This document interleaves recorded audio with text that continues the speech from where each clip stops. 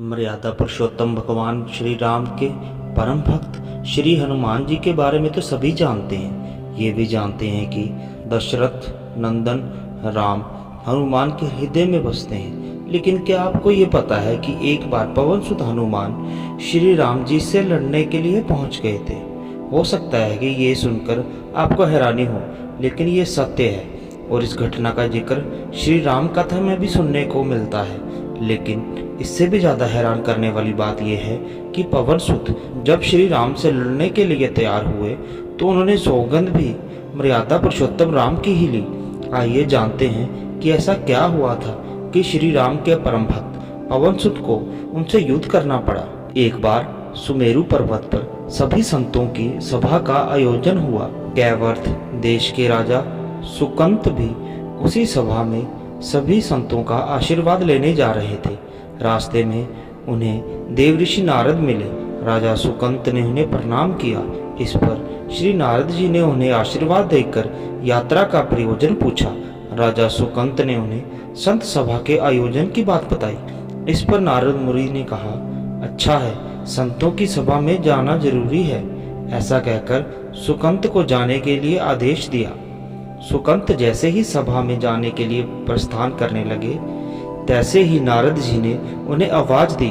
इसके बाद कहा कि जिस सभा में जा रहे हो उसमें सभी को प्रणाम करना, लेकिन ऋषि विश्वामित्र का अभिवादन बिल्कुल मत करना।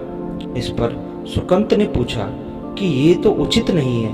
तब श्री नारद जी ने कहा कि तुम भी राजा हो, वे भी पहले राजा ही थे, अब संत हो गए हैं, मत करना प्रणाम। राजा सुकंत ने किया भी ठीक वैसे ही। सभा के समाप्त होते ही विश्वामित्र जी श्री राम से मिलने पहुंचे।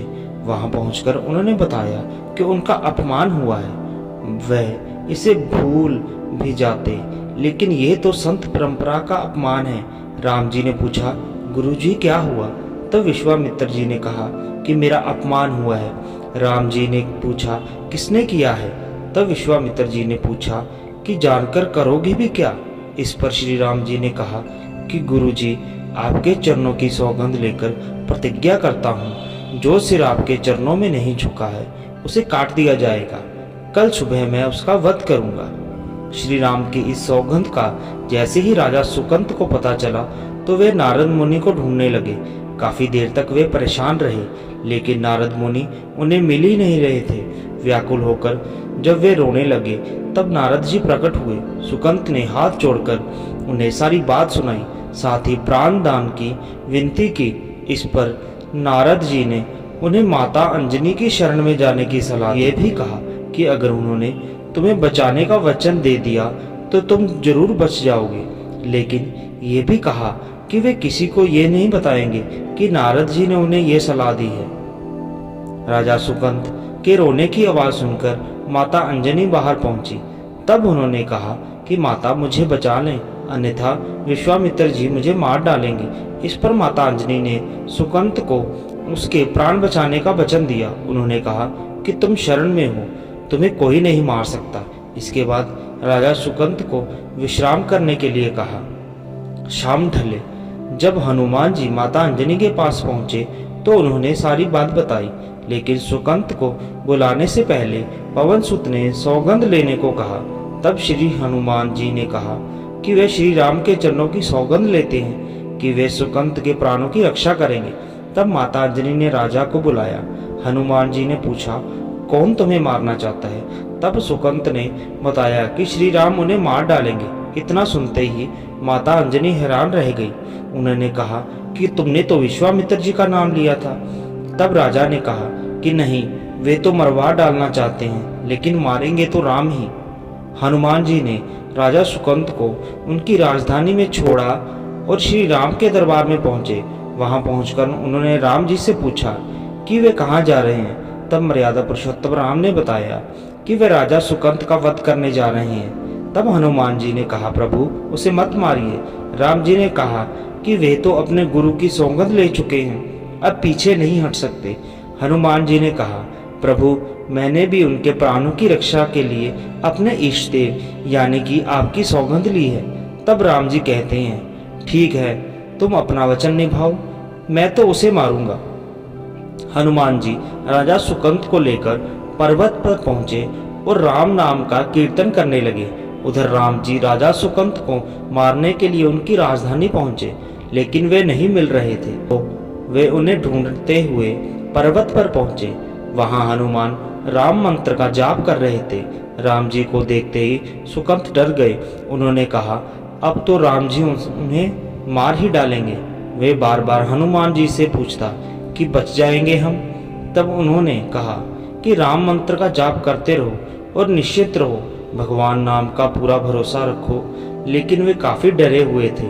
तो हनुमान जी ने सुकंत को राम नाम मंत्र के लिए घेरे में बिठा दिया। इसके बाद राम नाम जपने लगे।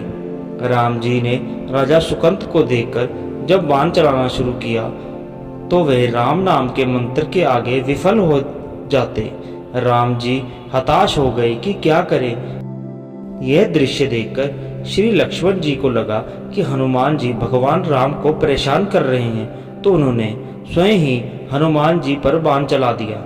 लेकिन यह क्या, उस बाण से पवन सुत के बजाय श्री राम मूर्छित हो गए।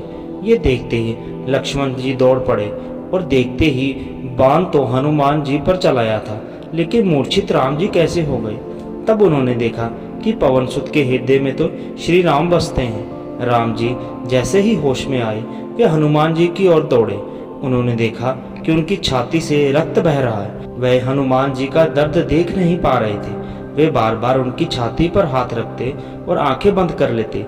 पवन सुत को होश आया तो उन्होंने देखा कि राम जी आंखें बंद करके हनुमान जी की छाती पर बार बार हाथ रखते हैं, फिर हनुमान जी के सिर पर हाथ फेरते हैं। तब पवन सुत ने सुकंत को पीछे से निकाला और उसे अपनी गोद में बिठा लिया। तभी राम ने फिर से हनुमान जी के माथे पर हाथ फेरा, लेकिन इस बार वहां पवन सुत की जगह राजा सुकंत थे। राम जी मुस्कुराए और हनुमान जी से बोल उठे कि नाथ, अब तो आपने इनके सिर पर हाथ रख दिया है। अब तो सब कुछ आपके हाथ में है, इसकी मृत्यु भी और जीवन भी। आप ही सुकंत के जीवन की रक्षा करें। राम जी ने हनुमान जी से कहा कि जिसे तुम अपनी गोद में बिठा लो उसके सिर पर तो मुझे हाथ रखना ही पड़ेगा, लेकिन गुरु जी को क्या जवाब देंगे। तभी हनुमान जी को विश्वामित्र जी सामने आते हुए दिखाई पड़े।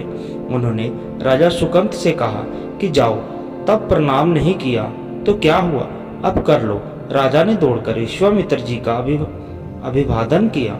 वे भी प्रसन्न हो गए और बोले, राम, इसे क्षमा कर दो। मैंने इसे क्षमा कर दिया है, क्योंकि संत का काम मिटाना नहीं बल्कि सुधारना है। यह भी सुधर गया है। उन्होंने सुकंत से पूछा कि संत का सम्मान ना करने की सलाह तुम्हें किस कुसंग ने दी थी।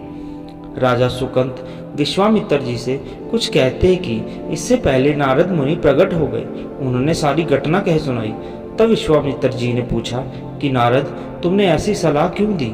तब नारद जी ने कहा कि अक्सर ही लोग मुझसे पूछते हैं कि राम बड़े या राम का नाम बड़ा, तो मैंने सोचा कि क्यों ना कोई लीला हो जाए कि लोग अपने आप ही समझ लें कि भगवान से अधिक भगवान के नाम की महिमा है। तो दोस्तों, हम उम्मीद करते हैं कि आपको ये कहानी अच्छी लगी होगी।